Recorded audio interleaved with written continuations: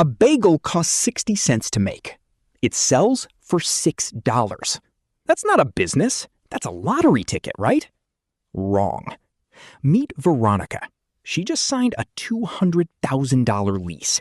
She thinks the bagels are the hard part. They're not. The real killer doesn't show up until month 4. Today, the brutal math nobody puts in the pitch deck. The invisible 10% that decides who survives.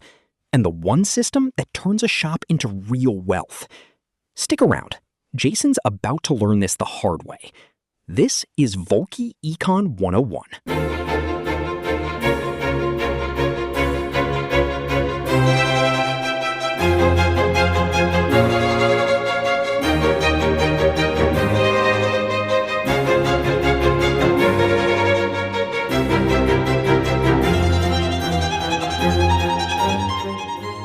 It's 11:47 p.m.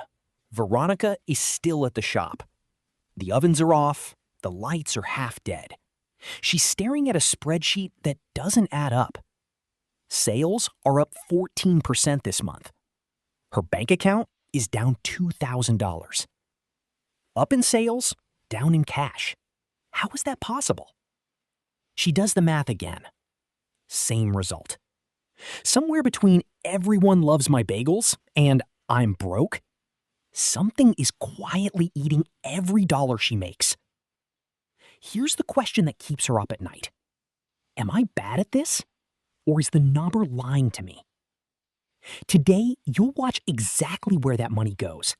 Rent, labor, card fees, broken equipment. All of it, dollar by dollar. And the one decision Veronica made before she opened, that's costing her $50,000 a year. Veronica isn't rare. She's the median. Independent food shops fail at a brutal rate in year 1. Most people blame the product, the bagels, the coffee, the croissant. That's almost never the reason. 82% of small business failures trace back to cash flow, not quality. Not the food was bad. The cash ran out before the plan caught up. And bagels look like the perfect business on paper. Flour, water, yeast, salt. Pennies per unit. Sell it for $6 and the markup looks obscene. That margin is the myth. The mathematically laundered lie, as we call it.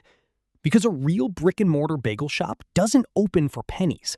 In 2026, a real build-out runs $75,000 to $500,000. Kitchen equipment alone, $30,000 to $100,000. Add 6 months of cash reserves, and the real number climbs past $500,000. Nobody puts that number on the "how I quit my job" reel. Why does this myth survive? Because it sells dreams, not spreadsheets. Franchise brochures show the 80% margin on the cup. They don't show the fixed cost of being open for 1 hour of rush. Real estate brokers want the lease signed, not double-checked. Equipment vendors want the invoice paid, not questioned. Nobody in the room benefits from Veronica asking, "What's my break-even?" Except Veronica. And that's exactly why this matters to you. Because this isn't just a bagel shop problem. It's the same brutal math behind every easy income dream. The side hustle. The rental property, the drop shipping store, high markup on paper, invisible costs in reality. Jason, you've been binging How I Built a Bakery Empire videos again. Guilty. The margins looked insane, man. They are insane. On the cup, not on the business. What's the difference? The cup ignores rent, payroll, and the 11 other bills behind it. So the 60-cent bagel thing is basically a magic trick? A very expensive magic trick. Watch Veronica's actual numbers with me. Okay, I'm in. Walk me through it slow. Every dollar, no skipping. And be brutal. I want the real version, not the Instagram version for sure. Brutal's the only setting I have. You can trust me, buddy. Perfect. Let's go, boss. I am waiting for it. Take Veronica's $6 everything bagel with cream cheese. Flour, yeast, and cream cheese, about 65 cents. Add the bag and the little smear cup, another 20 cents. Under $1 so far. This is the part everyone obsesses over. Now add labor. The baker who shaped it at 4 a.m. Payroll tax on top? Call it $1.70 on this bagel. That's already 30% of the sale. Gone before the doors even open. Now rent. Veronica's shop sits on a busy corner in Asheville. Corners cost more. Foot traffic from 2 directions instead of 1. 70 cents of every $6 go straight to the landlord. Then card fees. Almost nobody pays cash anymore. Interchange, network fees, processor markup, call it 2.6%. 16 cents. Gone. Every single time a card gets tapped. It sounds small. It isn't. On $250,000 a year in sales, that's over $6,000. $6,000 just for the privilege of getting paid. Now, the invisible stuff. Utilities, POS software, licensing, another 30 cents. Waste. The dough that overproofed. The cream cheese past its date, 15 cents. Taxes on what's left, another 20 cents. Add it all up, out of $6, Veronica keeps about 78 cents. That's 13%, not the 80% she pictured on day one. Here's the part that actually breaks people. Volume doesn't save you. Most businesses get more efficient when they sell more. A bagel shop doesn't, because it isn't really selling bagels. It's renting out 90 minutes of morning demand. That's it. To handle more people in that window, Veronica needs more staff and a second boiling kettle. $10,000 to $30,000 easy. That equipment sits there doing nothing for the other 22 hours. Her staff don't clock out when the rush ends at 9. By 2 p.m., labor cost per bagel can quadruple. A packed morning line can still mean a losing month. Busy is a vibe. Profitable is a bank statement. Wait, so more customers can actually make things worse? If the fixed costs don't scale down with the slow hours, yes. That feels backwards. Everything I know says growth is good. Growth of the right kind is good. Growth of empty capacity isn't. So what's the right kind?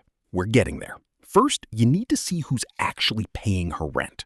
The customers. Not all of them equally. Keep watching, buddy. Break Veronica's customers into 3 groups.